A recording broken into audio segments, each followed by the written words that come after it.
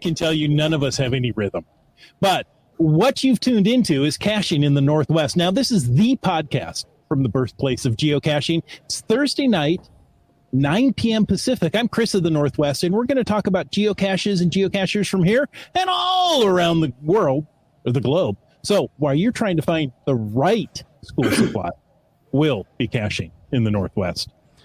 That's right. And speaking of around the globe, tonight we're talking about LEO encounters. That's low Earth orbit satellites. That's anything below 2,000 kilometers, 1,200 miles of altitude, orbiting the... Wait. You guys are looking at me funny. I thought it was Uncle Leo. Oh. No, you know what? Forget the radio and satellite train of my thoughts here. Tonight we're talking about law enforcement officer encounters with our guests, GSM times 2 and Swiftly Golden. So thank you both for being here tonight and joining the insanity.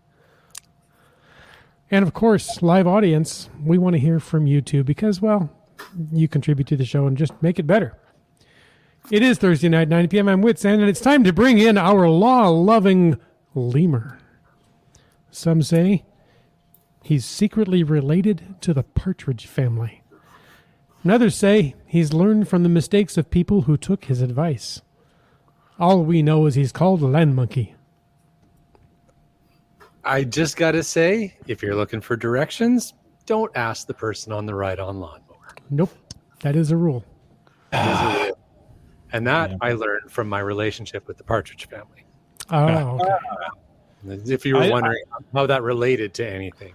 I thought it was a multicolored bus. Hello, world. It's a song that we're singing. It is. Come on, let's get happy. Okay. I'll start now. Okay. All right. Hey, Wits End. How you doing, buddy? I'm well. Good to have you back, man. We missed you. Good to be back. It's been a little while. Been a little busy. A couple of things the last few weekends. You think?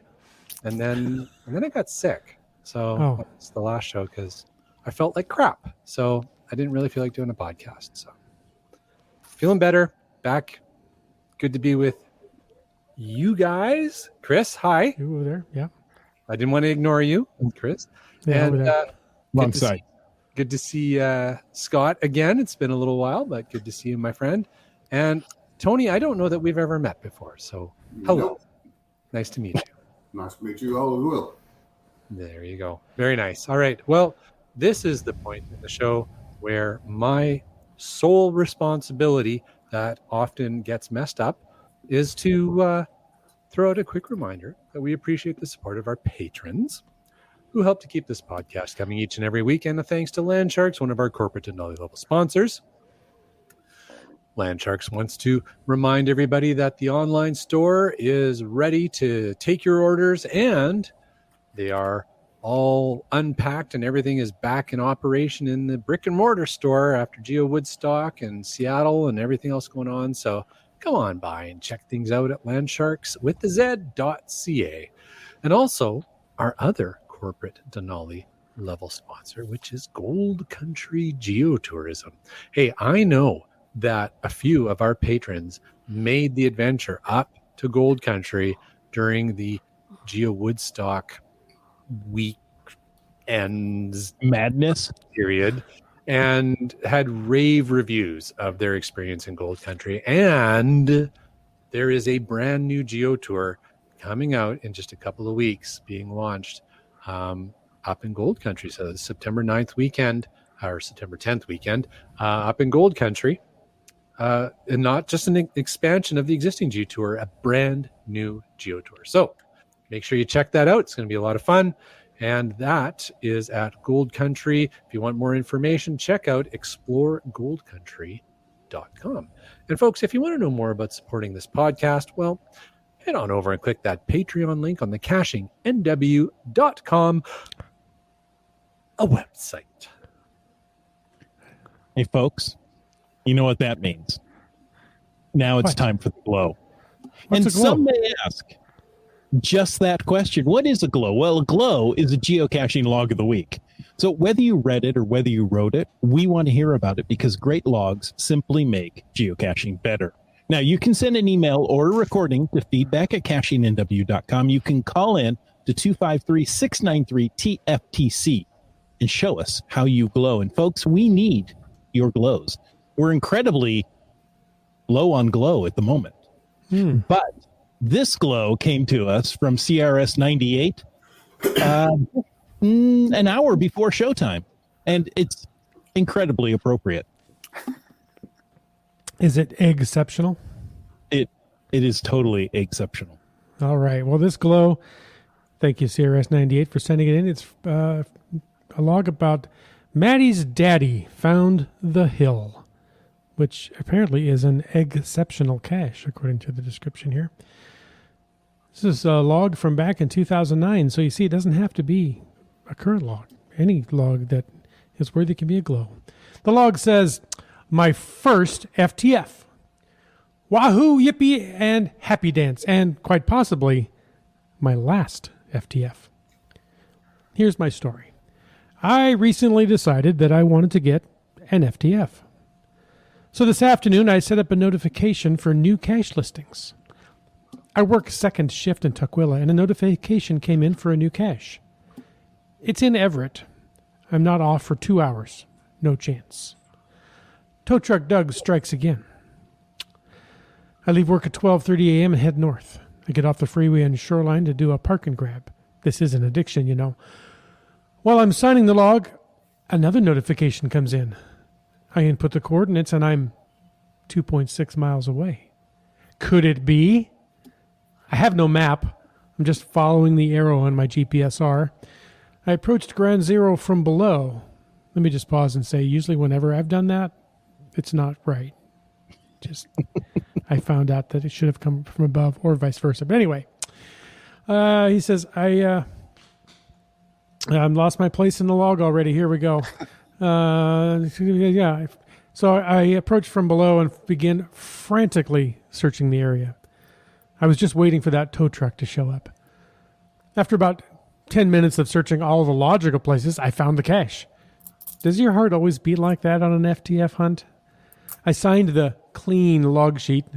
Sorry about the blood. I did say I was searching frantically, and I took Travelbug XB 500 Rosie the Robot. I also took the cross. It may have been my guardian angel tonight. After re-hiding the cache, I started down the hill. I heard what sounded like an animal in the woods. Did I mention how dark it was in there? So I kind of ran down the hill. Near the bottom, I saw someone shining a flashlight at me. My first thought was the cache owner's here to congratulate me on the FTF. But it was one of Mount Lake Terrace's finest police officers. He asked me to drop everything, put my hands on my head, and turn around. I told him I was geocaching and he'd never heard of it. A second officer showed up and I was handcuffed. As they ran my ID, I explained caching, and the second officer on the scene knew what it was. They told me they were watching this area because they'd been having some problems. I guess seeing me run out of the woods at 1:15 in the morning with a flashlight, a stick, Rosie the Robot, and a cross would look a bit suspicious. So to wrap it all up, my first day with email notifications, my first FTF hunt, my first FTF, and my first time in handcuffs. I think I might just leave this FTF stuff to Tow Truck Doug. Thank you, I think, Ayla, for the exceptional hunt. It was nice to meet you and your family at the Cloud9 event, my first FTF, a night I will never forget. Wow. Yeah, that's quite the FTF evening. Yeah. I have had law enforcement encounters, but never ended up in handcuffs. That's taking it to a whole new level there. Wow. Wrong place, wrong time. Yeah. Indeed. Yes. So this folks, came in from, sorry. Hey, just quick question. This came in from GSM times 2, right? Like, Scott, you submitted this? No. No, CRS 98. Oh, I'm sorry. I missed that. I don't know why I thought elsewhere. So I am curious for CRS 98, how he came across this, if it was. There was a story and there's more to it. Okay. There's actually kind of a tribute cache across to this event. to this event that's called Up Against the Wall.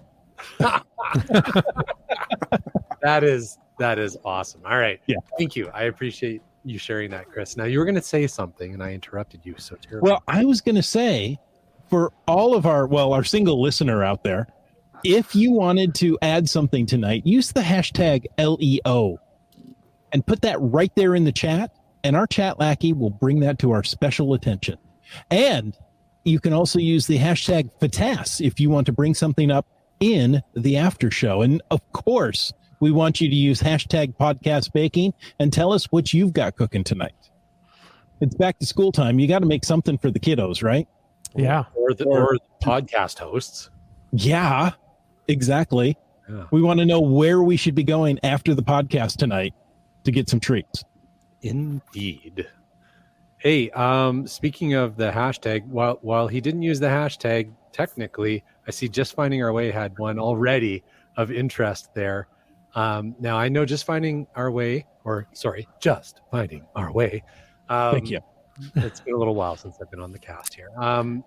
He spent a lot of time up in BC and all over the Northwest this summer, which is amazing. If you get a chance to talk to John about his adventures, it's cool. But he said that he's never had a Leo encounter until this summer when he had one in Wyoming and one in BC. And I'm thinking that would have been two very different potential Leo situations, one with the Mounties and one, who knows which police force in Wyoming. That could have been very interesting. Nice. So, CRS CRS 98 comments. It was the tribute cache story that brought his attention to it. Okay. Thanks. But still, fantastic glow. Indeed. Mhm. All right. And Go in ahead. case you're wondering, Limax says Piffle Bear and I are both Aries, not Leo. And that's the wrong Leo that we're talking about tonight. What? And apparently it's not low Earth orbit satellites either. So No, and it's not Uncle Leo from Seinfeld.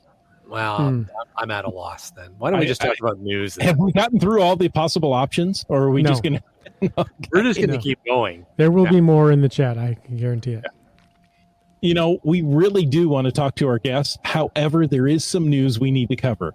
And I don't know why this week is such a news-heavy week, but it is. So there is a brand new Snag the Tag game coming. If you live in Canada and enjoy Snag the Tag, do it.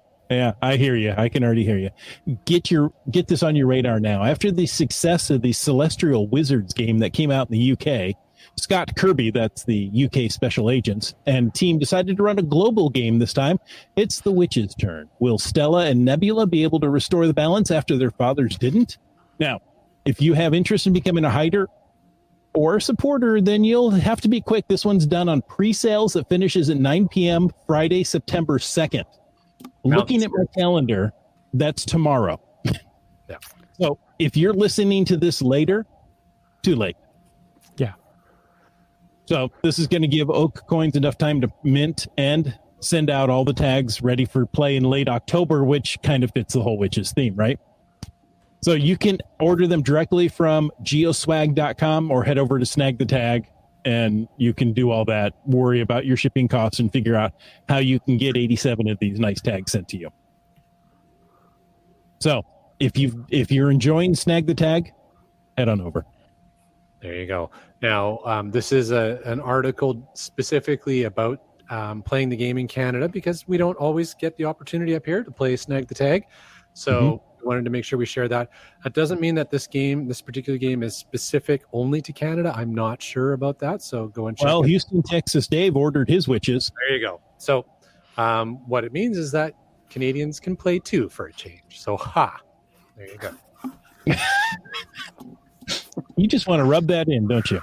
Hey, dude, we don't get much.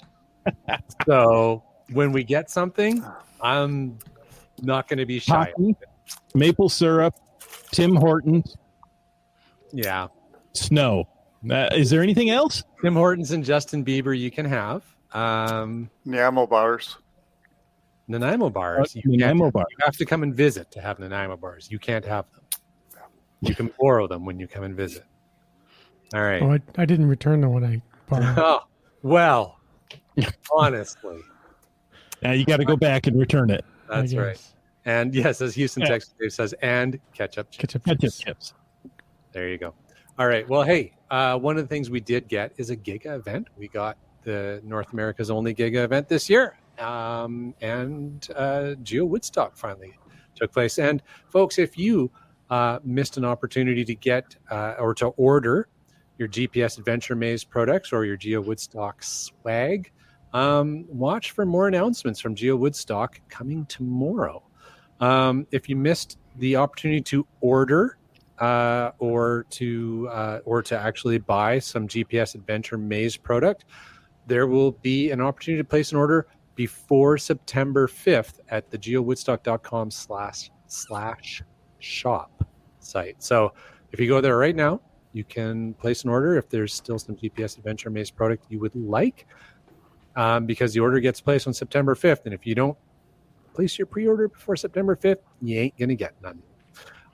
There's a limited quantity of other Geo Woodstock product that's available on the site. But hey, the Geo Woodstock organizers, we've got to give that URL to the next planning team, because we know where the next Geo Woodstock's going to be now, and they've only got a few months to get it going there. So we got to hand that URL over, help them out, and that means we got to hurry up and finish up our sales. So if you're interested, go check it out, and limited quantities, get on it. Now, Land Monkey, before we go to the next one, we've got people saying they need a Nanaimo bar and that they love the butter tart. So can we put in a food order as well? Not at geowoodstock.com/shop, but I'll tell you what, if you come up and visit me, I know exactly where you get the I know where we source the Nanaimo bars, and I know where we source the butter tarts. So if you're nice to me and you come up and visit and go caching with me, I'll get you hooked up. So it's all about you. Yeah. Okay. Did something change in the last 3 weeks? Well, we were hoping, but apparently not. I won't tell you anything we said last week. No. Perfect. I will listen to the podcast. All right. Well, hey, more news. There were new adventure labs granted. Oh, yes. There weren't enough out there, and a few people have been granted the privilege of hiding some more. I've been enjoying them lately. They've been good. The recipients that were chosen got an email that read, in part, "Congratulations, because you met the latest incentive deadline to create a public adventure. Geocaching HQ is giving you the opportunity to create 2 additional adventures for the global community." They selected geocachers from those who created 1 or more public adventures, who have no credits remaining and have not yet received 2 credits. So some people were chosen, and that means they can create 2 additional location-based adventures, each with up to 5 locations. Wow. So there's more adventure labs coming. It's going to be great. And it's not just people who got them. What is it you're getting at, Scott? My female dog got 2, and I got none, even though we were both eligible at the same time. Okay. It's a dog's life. The little female dog. Yep. Thanks for keeping it family friendly. My pleasure. We know what you're trying to say. How much you love your dog. The Supernauts have a solution. It's a dog park to work. I love it. There you go. Yep. Nice. Now, there's still more news. Really? They've added, to the official geocachinger app, because it's got that R at the end. As a part of the new Friends features on the apps for iOS and Android, you can now accept friend requests and see your lists of friends by clicking the new Friends icon on your mobile profile. From the friends list, you can easily look at them. It makes phoning a friend so much easier. Now, the Friends feature also lets you add friends in the app. You can stay in touch. You can, do all these things. You can reach out to people you never thought you could before. And it's really easy to add somebody as your friend. If you go into the Geocachinger app, you can open up your profile and tap on your profile icon. From the expanded profile, tap My Code to make a QR code appear. Then you have a new geocaching friend scan that QR code and send you a friend request, and you can accept it right there and begin your friendship. That sounds complicated. 4 steps. Making friends is hard, Jim. Yeah. And your first name dot your last name stroke. You never mind. Yeah. I'm sorry, stroke your what? Your domain name. Yeah. It's, you know, Obviously. any subdomain goes after the stroke. Isn't that where it goes? All right. Well, speaking of friends, I am thrilled to have all my friends here tonight and see some old friends and meet some new friends. So we have our guests, GSM times 2 and Swiftly Golden. Could you guys maybe introduce yourselves to our listeners? Tell us a little about, tell us a little bit about yourself and, you know, all those intimate secrets that we're dying to know. Tony, Maybe not why all of don't them. you go ahead because I've been a guest before. All right, I'm Swiftly Golden. Tony's my name. I've been a law enforcement officer for a little over 17 years now, and I'm a COVID cacher. Started right after the lockdown started to let up, so about 2.5 years now. And I went down the rabbit hole with it. As you do, yeah. Yes, exactly. And what agency are you with, or what's your law enforcement background? Small town in Kentucky, Springfield. Work for the city.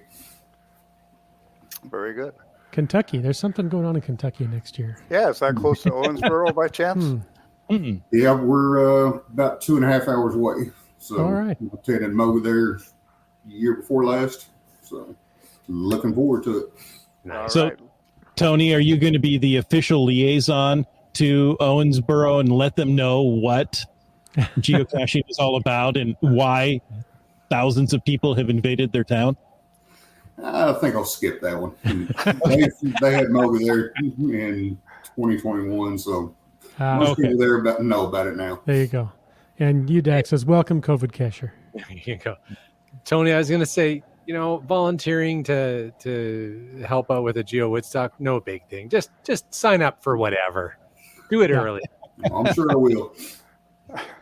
Perfect. How about And you, then Scott?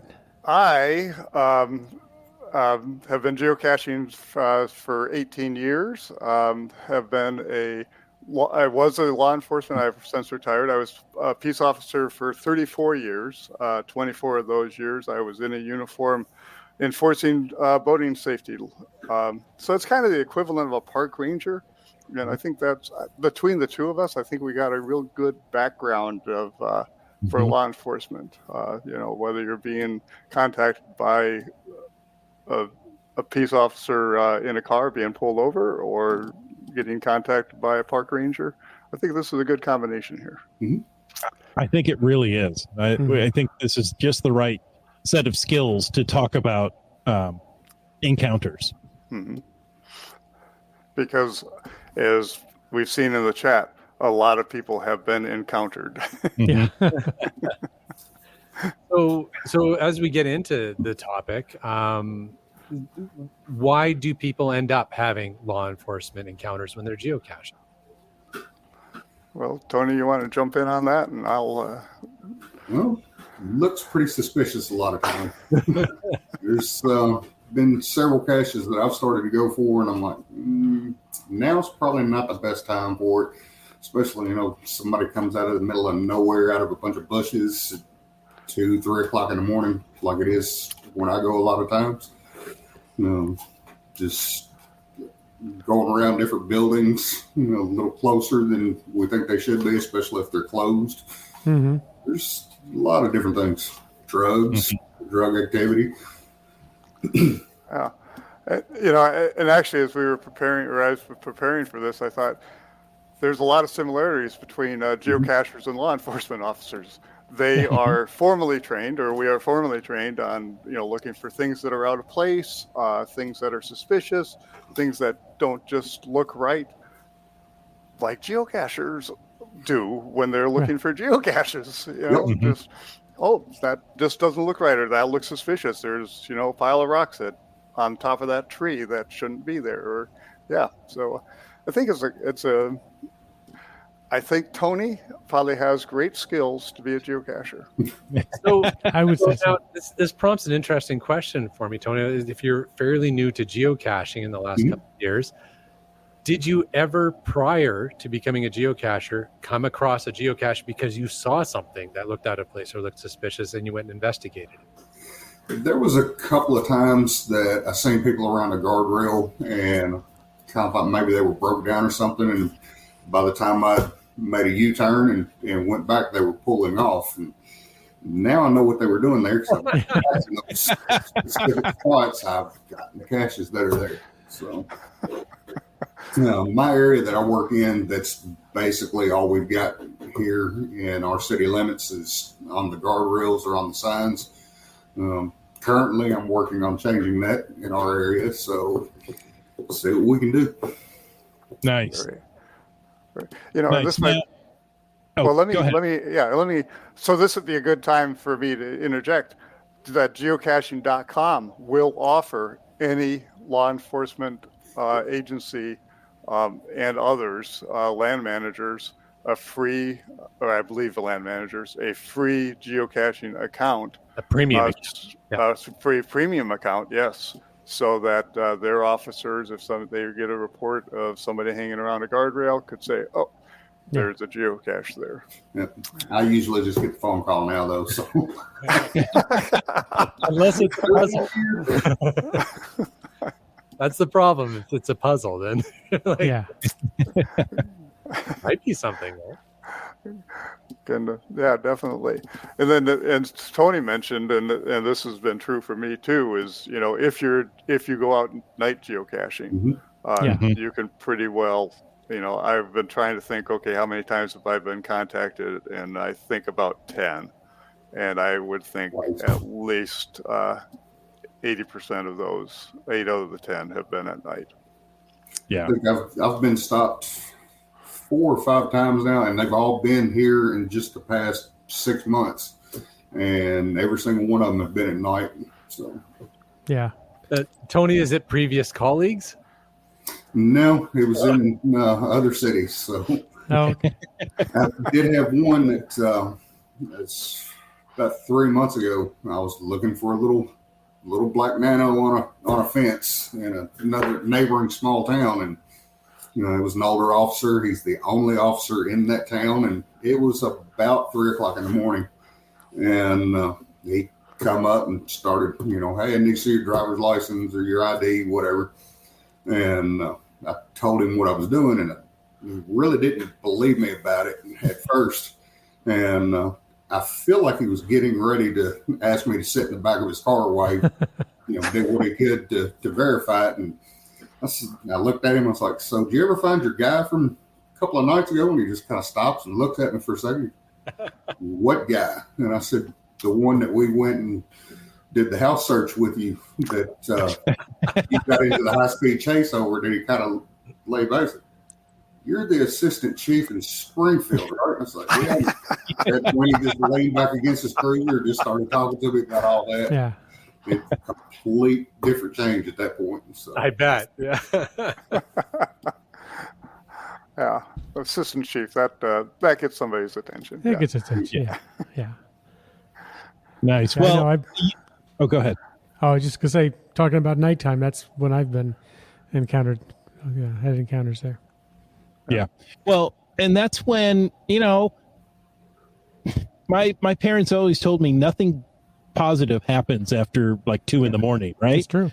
So maybe we could even move that back to midnight, you know, and not much happens good after midnight. Yes, because they didn't know about FTFs. Yeah. That's right. That's right. How many FTFs did they get when they were None. kids? Yeah, Zero. They have no clue. That's right. So it is, you know, unusual and suspicious activity that we're doing, even during the day, right? You see this person just kind of walking around in circles, may or may not have an umbrella, looking casual. You never know. And it's, you just look at it and you go, that's not normal. I don't know what they're doing. Rabies. That could be very good. Rabies. I never considered that. But especially at night, I mean, you know, that's when, you know, you see a lot of unusual activity, especially people, you know, like a geocacher, which may have a headlight, a flashlight, and a telephone. And, you know, you're like, what are they doing? Why do they need that much equipment? So, Yep.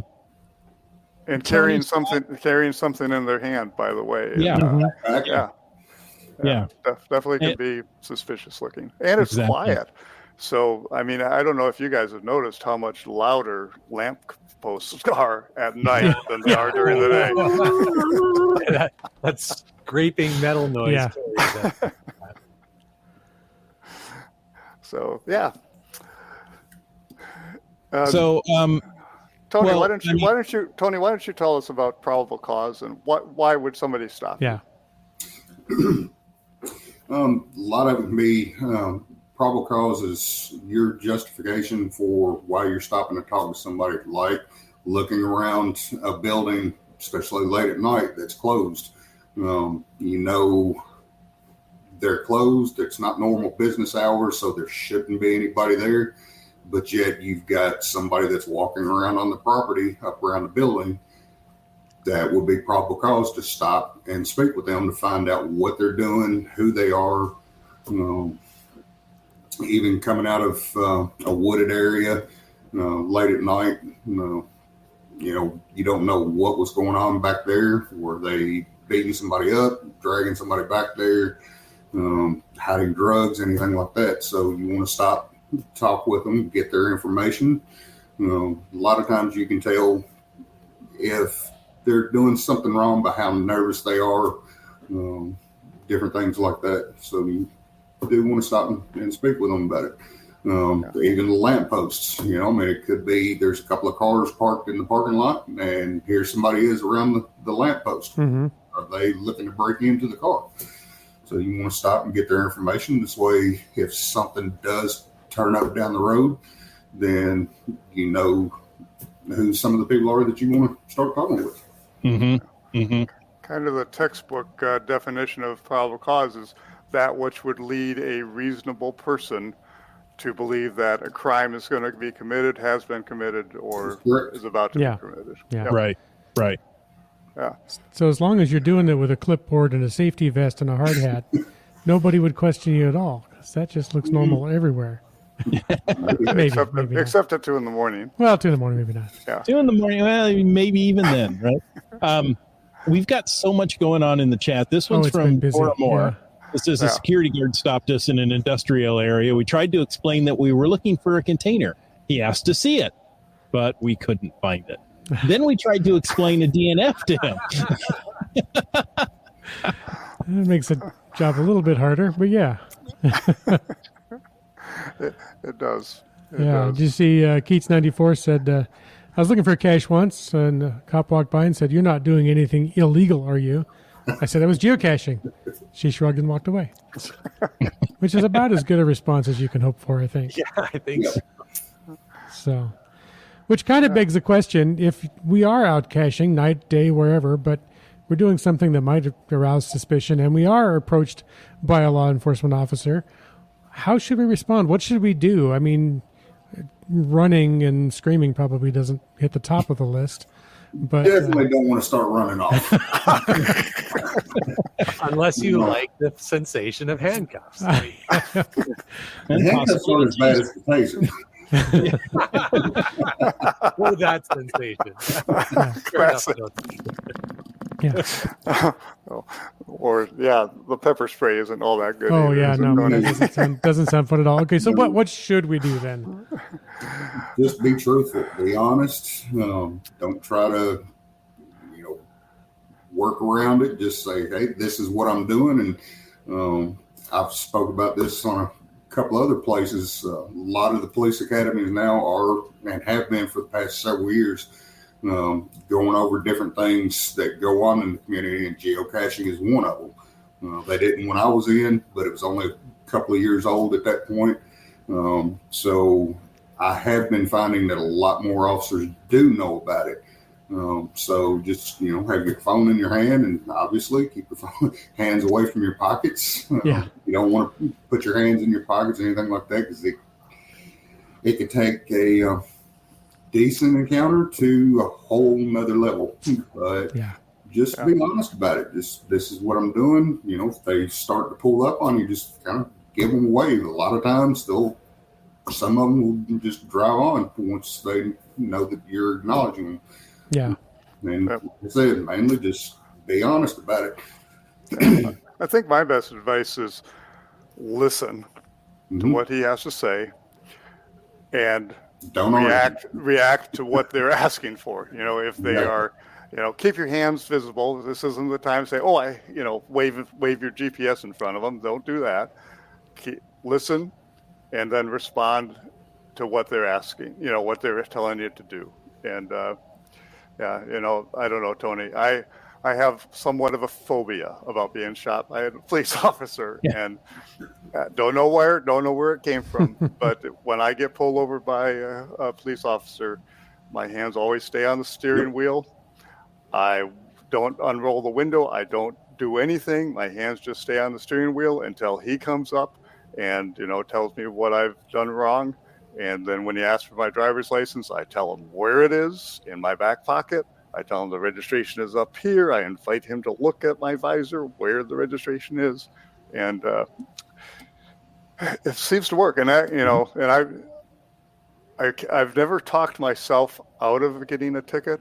I have been kind enough to not get tickets because I've made him feel comfortable.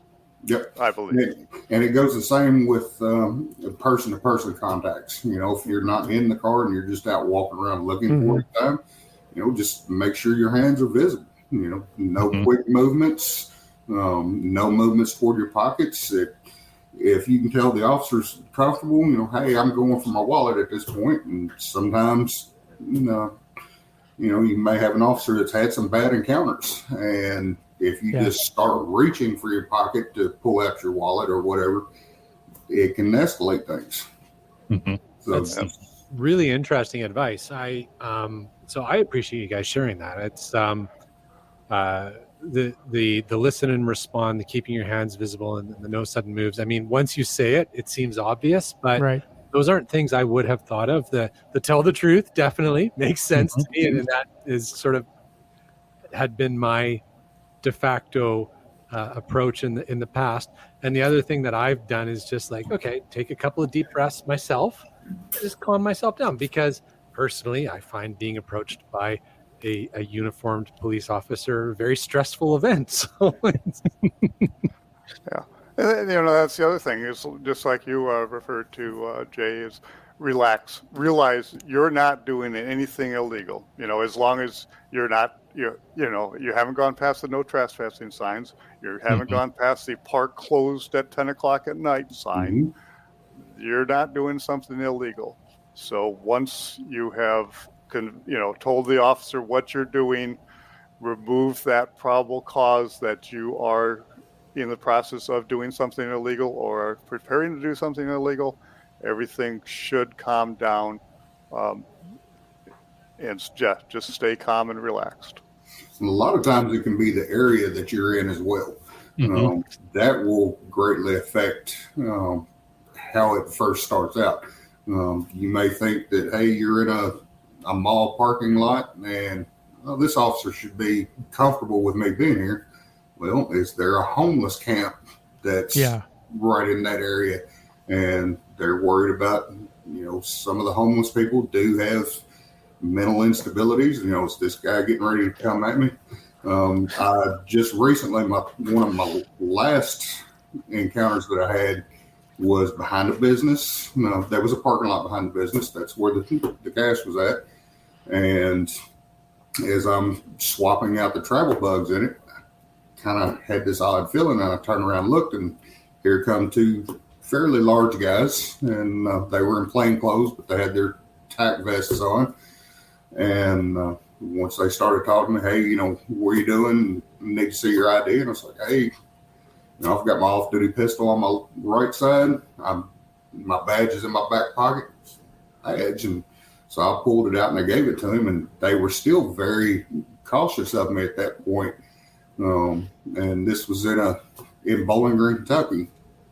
And it took him a while to kind of come down and start talking with me and be like, I'm ready to relax. And what it turned out to be is they're this exact spot, even though it looked like a nice area, It is where a lot of stolen cars from Nashville had been dropped off after they've been stripped. And they had gotten word that supposedly these people may have some kind of official government IDs on them. And it got to the point where he was asking me, questions about the academy, about what instructors I had. I'm like, man, that's almost 16 years ago. I think my coordinator's name was this. And finally, he asked what class I was in, and I told him, and then that's when they both kind of relaxed, because they were both had graduated to class 3 or 4 classes under me.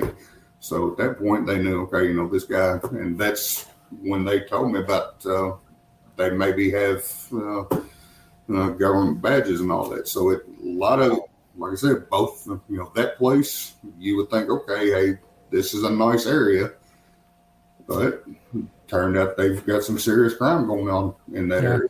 There's often a lot more going on than we know about. Mm-hmm. So, it's just, and police officers, the ones I know that are friends with, and I'm pretty sure it goes for almost every cop. I'm going to say every cop. I'm just going to go out on a limb and say every cop out there wants to go home at night to their family. So, they're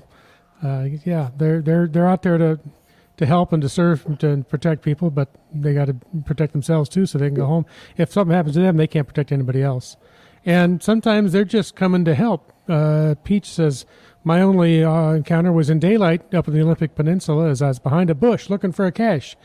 The officer pulled up and asked Pete if we had car trouble. He said, no, we're geocaching. So they said, these people, it's all these people, figured they just probably had car trouble, and maybe they can pull over and help them. So. Yep, very good example. So you guys want to hear a ridiculous contact I had? How can we say no? That's what we've been waiting for. Okay, so this is probably like the worst geocache ever set. Somebody had set a geocache at a 4-way stop in the neighborhood on top of a 14-foot stop sign pole. I didn't have a 14-foot ladder, so I pull my car up next to this, and I get on the fender, and then I don't think I had to get on the roof of the car. I think I could do it from the fender. And you could see the hanger, and I just figured, I'm just going to pull up this wire 4 inches, and I'll have it. Well, it didn't. I wound up being an entire hanger, and I lifted it up, and now I'm off balance, and I jump off my car, with the hanger still way up there. And now I guess I'm going to go get it now. And so I climb on my car again, jump off my car, get in the car. Just as I'm sitting there opening and signing the log, officers come from 4 different directions. and I figure, okay, they haven't contacted me yet, so I have a choice. I could just drive away, or I could just sit here and let them come to me, because they're going to come to me. So, Tony, what do you think I did? I took your advice and just sat there quietly, rolled down the window, and waited for them to approach me. And I explained what I was doing. He did ask to see inside the container, which I had already seen that there was nothing in there. So, quietly gave it to him. And then what had happened was there had been a geocache there 20 minutes beforehand, attracted the attention of the neighbors. He drove away, and I drove in. Wrong place, wrong time. You should have been FTF, and then it would have been okay. The next guy would have got it. And I did tell the officer, this is the most ridiculous geocache I have ever seen. Why don't you just let me take it with me away, and you can tell the neighbors that the problem has been resolved. And so it ended well. Good. Wow. Guilty by association. There you go. Yeah, by proximity. MC3 Cat says, my first and only encounter was several years back at the original Stash Plaque in Oregon. Now, with all the traffic here in the Northwest, we all know there's not a lot of place to park right there. It's on a turn. So there were 3 cars parked at the location. A sheriff pulled up. He thought there was an accident. But logical assumption. people are geocaching. Yeah. We don't care if we have to block traffic to go get a geocache. We're going to do it. Cool. So okay, I'll ask each of you if we have time. Share a story. Well, let's see. Chris and I were out caching once around Tacoma at night, near closed business. That probably checks most of these boxes off so far, right? In fact, I want to say this is the only one. It's the only one I can remember. And it was a car dealership. The cache was some little nano something, but it was out at the sidewalk of the dealership. Had a low sign. It was just 2 or 3 feet off the ground at the driveway with the name of the car dealership on it. And it was one of these ones with 3-dimensional letters. So there were all kind of little nooks and crannies and hollow spaces where anything could be in there. So I was kneeling down with a flashlight or something and poking through and looking at all these little places. And I think Chris had pulled in the driveway of the thing. The gate was closed, but there was room to pull off the street. So we were off the street. We were, I was, like I said, there, and I was poking through there. And sure enough, a law enforcement vehicle pulled up, and the guy got out of the car, and he walked up. And I didn't necessarily follow your advice perfectly to the letter, because I spoke first, and I just looked up, and I said, "Oh, hi, have you found this one yet?" And he said, "Found what?" I'm like, "The geocache, duh. What do you think we're doing?" Or something along those lines. It may not have been those words. And I think Chris really wished he hadn't been caching with me that night. But because I don't share your phobia, Scott, personally, I don't really care if I get shot. It's just totally fine with me. I know where I'm going, and that's easy. But if you don't have a phobia, we do have a big bag gun. You can come and visit me. Sure. Well, I don't like the pain thing, but the being dead thing, I'm fine with. But yeah, but it also all ended well. We were able to explain that it was geocaching, and like I said, thankfully we weren't trespassing on the property. I guess technically, if you call the sign and the planter out front, but we were just off the sidewalk there. I wasn't out near a car. I wasn't up near the building. I think Chris has a different side of the same story, but well, the building we were in front of, it was a shared driveway. Was like a school union office, right? So very innocuous, but it did share a driveway with a BMW dealership. So, right there is, okay. And I was like, oh, there's a cop coming. Okay. Just, wait for him to talk. Hey, have you found... That's not the way you're supposed to start a conversation. Well, I just assumed. I mean, aren't all law enforcement officers geocachers? They should be.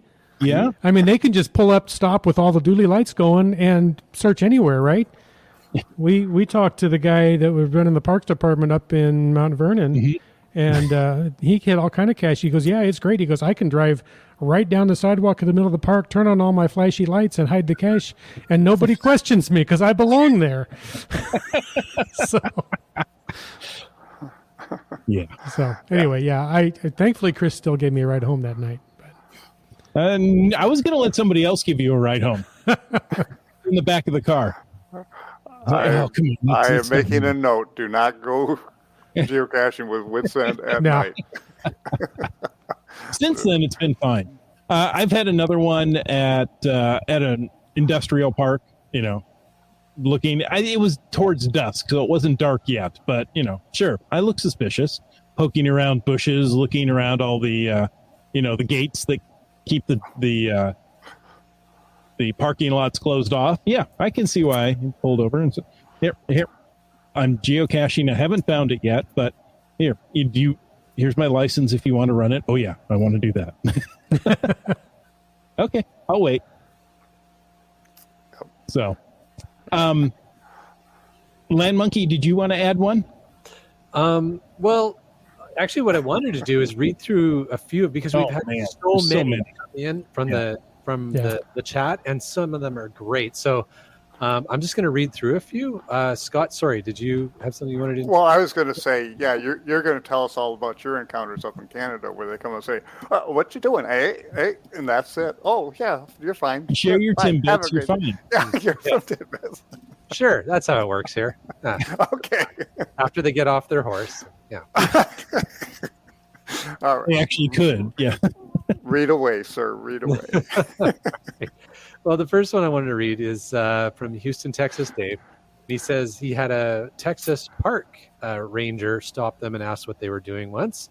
That would be pretty interesting. That sounds kind of maybe more closely aligned, Scott, with what you used to do. Just you were a little more nautical. Your parks were wetter. Wetter, much wetter. Yeah, much better. Wet Coaster shares, while caching in Madrid, Spain, I approached a police officer to get a hint from the listing because it was in Spanish. He didn't understand English, but eventually I found the cache. So it's like he went out looking for a law enforcement encounter. That was a reverse encounter there. I like it. A little different. Another one that I'll read out here from the Supernauts. They said they only had a bad law enforcement encounter in New Jersey. They did not care to hear about geocaching, the reason why they were parked on the side of the road, and they almost didn't let them put the cache back. So that sounds like a little bit of a scarier one there for sure. Chris or Jim, did you want to read a few more? Sure. Subway Mark had a encounter while geocaching, but he left me alone. However, I've had a few encounters while photographing subways and light rail. Oh, yeah. One was in Japan, and I had to show my passport.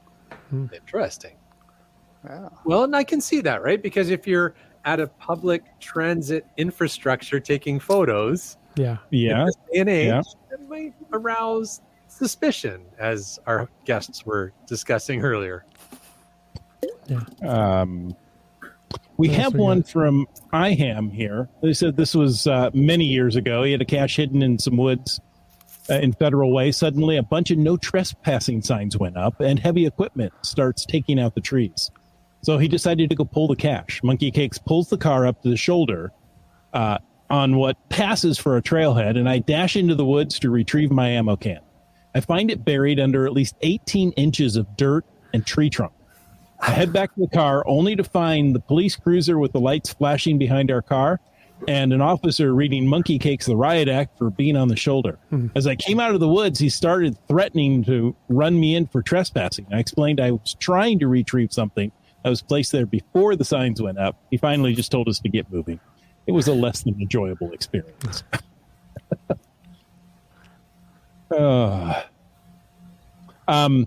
A few years ago, this is pre-COVID, so I mean, you know, that's like 1 or 8 years ago. I can't remember. Time just doesn't work the same.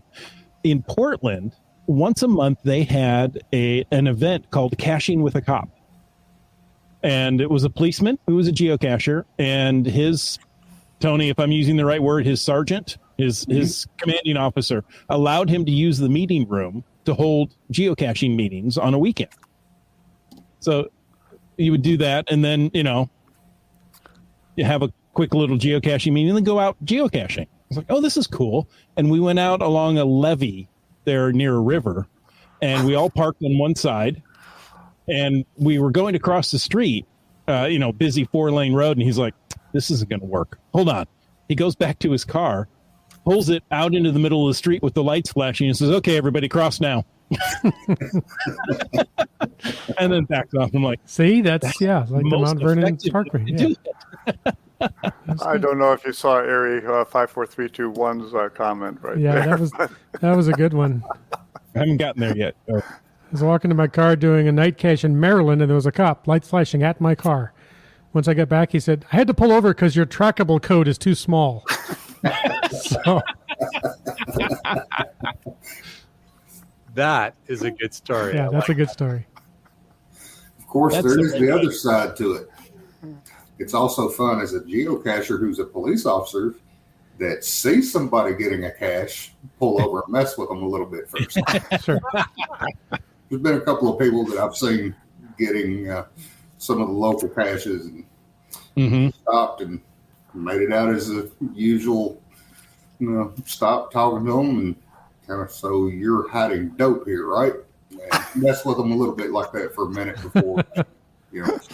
No, not Here's me. I know what you're doing. I had a geocache on the dock right below my office, and it's hard not to mess with them a little bit. Yeah. Too much fun. I'm going to read another few if you don't mind, Chris. Please. Okay, go ahead. There's just so many great stories here, you guys. There really are. So CRS98 shares. I had a law enforcement officer stop and check on me at a guardrail cache. Sorry, I'm decoding the acronyms as I go here. He said he really wanted to check my license plates. My plate at the time was 951 USA, and his badge number was 951. So there you go. That's kind of a neat story. He just wanted the plates. Yeah, to go with the badge. Yeah. I'm going to skip the Nanaimo bars for the moment. Let's see. There's this story from Startcacher, but I feel like the beginning of the story is missing here. Well, Startcacher also says if you're having an encounter at night, turn off your headlight so the bright light isn't shining in the officer's face. Let them shine their light in your face. Yeah.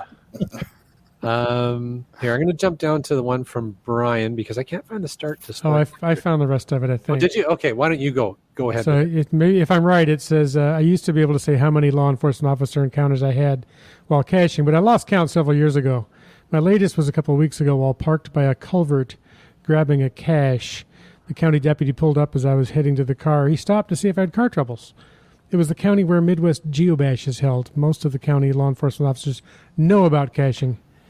He said he knows they're all over the county, but he'd never seen one looking in that spot. So, is that the right story that you're looking for? That is the one. Thank you. Okay, good. Much, sir. I'm going to read the one from Brian Lang. He says, my only law enforcement encounter was while playing a different location-based game, which shall not be named, late in the evening in an industrial park where no one was around except me and the law enforcement officer. Again, a scenario where what could possibly go wrong? Yeah, that's right. Have had a couple times where there's been a law enforcement officer parked, doing his paperwork and all his official stuff, and you make the decision. I go up to him and I say, I am going to go geocaching, and you're parked right next to it. And, and again, now in 2022, many more officers are aware of what's going on than they were in, let's say, 2005. There you go. There's a local municipality here that has geocaches hidden at the police stations. Nice. Yeah. So, In the process of putting one in here myself. Nice. Very awesome. cool. Hey, I think this is a follow-up. We mentioned MC3 Cats earlier, who had the several cars pulled over at the original stash plaque. And the sheriff pulled up. He said, we ended up explaining geocaching to the deputy. It turns out he had just assigned to the county search and rescue team and had a brand new Garmin Rhino. They helped him get familiar with how to use it. Nice. So nice. Awesome.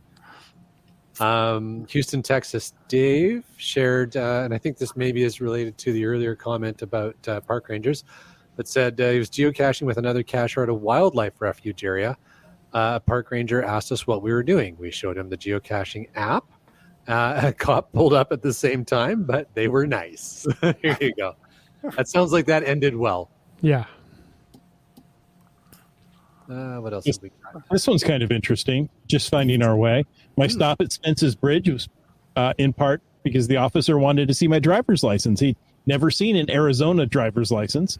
So I was parked leveraging the cell connectivity to log my day's caches. Okay, so he was up near Spence's Bridge. So this would have been the RCMP encounter that we were alluding to earlier. He was pulled over at the edge of Wi-Fi of data, because we know up in Gold Country there are some stretches where you're going to have a hard time getting data, and I guess the officer saw his plates and was like, "Oh, let's go check this out." That's a fun story. I like that. Don't get too many Arizona license plates up at Spence's Bridge, I don't think. No, I wouldn't think so. Probably not. I want to read this one One more, because we've already hit an hour. Okay, I want to read this one from Cash Line because it relates to what Tony and Scott were saying earlier. Yeah, I saw it too. So Jeff from Cash Line says, I made the mistake of... Oops, sorry. I hit the first one for you. It was one of two. Oh, is it? Okay, thank you. Yeah. So he said, I'll start at the start. He said, my favorite law enforcement encounter was when I pulled up at night to a fenced hydroelectric. He said, I was in the bushes searching and saw the spotlight and red and blue from inside. I made some noise and exited, but there we go. made the mistake of reaching into my pocket to pull out my phone. Thankfully, the law enforcement officer wasn't on edge. I could see a thing in the light. It ended well, but hindsight, Yeah. Oh, there Yeah, you exactly. go. I think that's really good advice. No? Yes. Oh, Yes, Chris. Really good advice. That was good advice. Oh, okay. Chris's his wife is saying, "Are you?" Sorry about that. Is this still going on, Chris? Yes. Sorry, I had an encounter right here.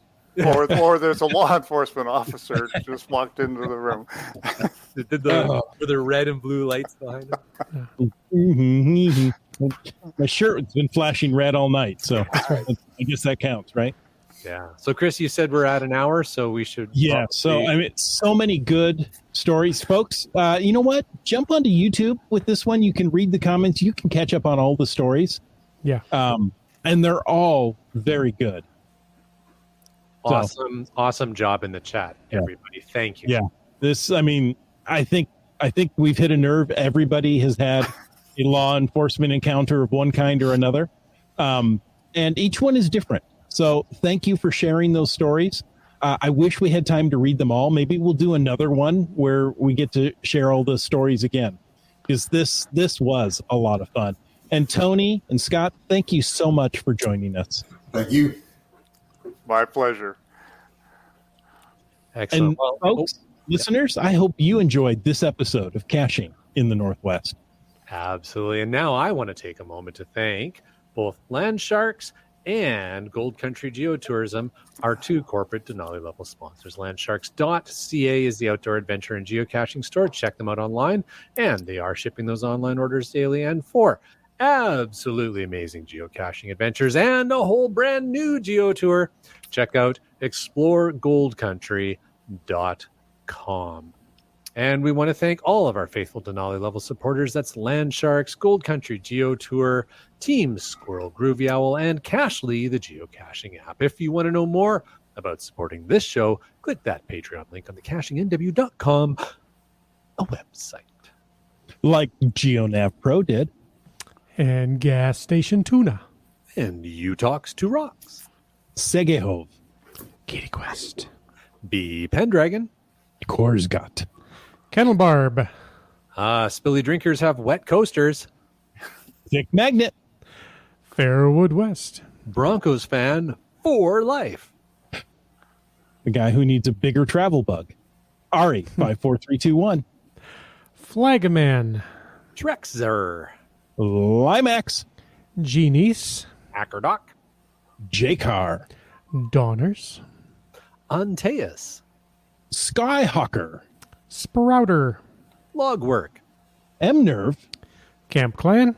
Peach of Washington. Subway Mark. Seebeck Tribe. Al Robrick. Kev MacD. UDAC. Kid Vegas 19. Our favorite kitchen appliance, the LG 9000. Keats 94. Not one, not two, but 3 hams and a rose. Ooh. And the creator of the glow, Dora Moore. MC3 Cats. Boomer 365. Hey, how about GSM times 2? Hey, I know him. Yeah. Thanks, Scott. How about Just Finding Our Way? Indeed. How about green words? How about the glow contributor, CRS 98? And wrapping it up with Team Noltex. All right. Well, we thank all of them, and we thank you guys, Tony and Scott, for joining us tonight If people had any questions or wanted to get in touch with you directly, do you have a way you'd like them to do that? For me, as always, the GCHQ message board is my favorite way of getting messages. And for me, through geocaching. Geocaching, yep. Yeah, So look for GSM times 2 for Scott and Swiftly Golden for Tony. Good names. Nice. Again, thank you, gentlemen. Great episode. And pleasure. folks, thank you for taking the time to listen to this episode of Caching in the Northwest. Your support helps keep the quality shows coming. If you like the show, please click the Patreon link on the cachingnw.com website. Now, if you didn't like the show, let us know. I don't know how you wouldn't have liked this one, but let us know what you want us to talk about. In either case, please subscribe on Apple Podcasts, Google Podcasts, Stitcher, iHeartRadio, Spotify, and more. Subscribe and give us a review. Now, if you were in a restaurant, you would give us a tip. If you were in a live audience, you would clap. But since you're on a podcast, boy, this is going to be tough. Leave us a free, fast, fabulous, fantastic 5-star review. You can also call into 253-693-TFTC and leave us a comment, ask a question, or thank a law enforcement officer any time of the day or night. And of course, you can email us at feedback@cachingnw.com. Join us every Thursday night at 9 p.m. Pacific for a live show and chat. And this chat was pretty live. It was. The show's produced by Chris Umpenauer, Jim Paulwitz, and Jay Kennedy. It's licensed under a Creative Commons Attribution License 3.0, something like that. Copyright 2022 by Chris Umpenauer. And folks, I ask you to stay tuned for The After Show. Whew. It's been a long week there. We did it. We made it to the after show. There's a couple fatasses. One of them is the new Keats 94 geocaching adventure goes live at 10 a.m. tomorrow. Keats Island time. Now, if he scheduled it for 10 a.m., and that's the time he always scheduled it, he's not doing Keats Island time. He's doing, mainland time. It was good to be back finding new caches on the island that shares my name. There's an island called 94? 94, yeah. 94 Island, yeah. It's at latitude 94. Oh, okay. Yeah. No, Keats Island. It's just off the Sunshine Coast in British Columbia here. So there you go. Well, I wouldn't have known it. Yeah. Now I got to go there just because. Well, now you got to watch the episodes so you have context. Yeah. Oh, that would help a lot, wouldn't it? Yeah. Speaking of videos, Komikino's geocaching anniversary video will go live tomorrow afternoon. Happy anniversary, Komikino. Although Nice. I'm probably talking about the 20th anniversary event, but I think it's way more fun to just say it's his anniversary of geocaching. There you go. I was looking through geocaching news, and I thought I saw Komikino's name, but it was Kokomo instead. A Kokomo man. And I'm like, yeah. Komikino. Oh, wait. No, that's not what I'm reading. I had to read it twice. Yeah.